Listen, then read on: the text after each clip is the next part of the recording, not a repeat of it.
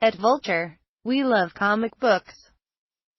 We think that they matter, that they're fun, and that they deserve our attention and not just our snark, though some of that's cool, too. But the proliferation of big brooding men in masks, what some call the Frank Miller effect, has become tiresome. That self-serious Batman v Superman trailer probably needs to speak with a therapist. It's so melancholy. And yet, the notion that superheroes have only become mean and dark in recent years, that Superman has traditionally been a nice, smiling savior, is erroneous. Truth is they've always been kin to mean. Over at The Atlantic, Charles Moss has penned an excellent essay that vivisects Superman's morally ambiguous origins.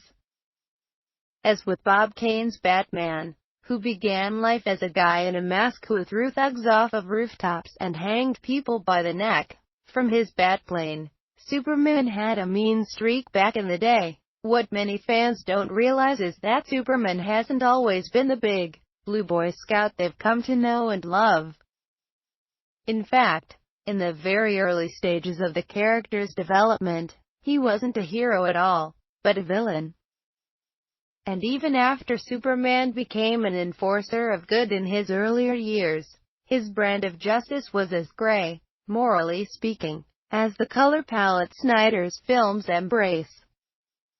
In other words, the newest incarnation of Superman isn't so much a betrayal of the character's origins as it is a, perhaps unwitting return to them.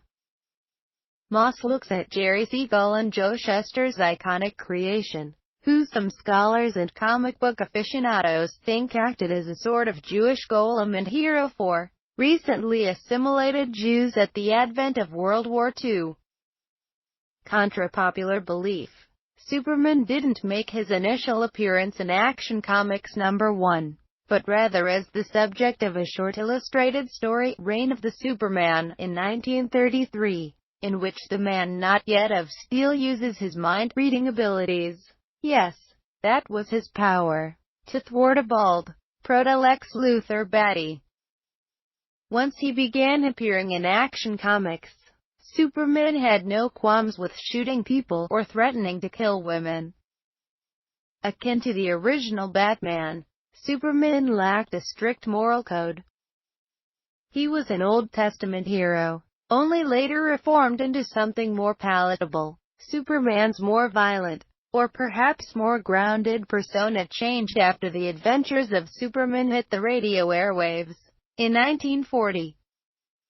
It was on that show that he gained the ability to fly. The nickname, Champion of the Oppressed, was dropped in the catchphrase, Truth, Justice, and the American Way, forever became associated with the hero now known as the Man of Steel.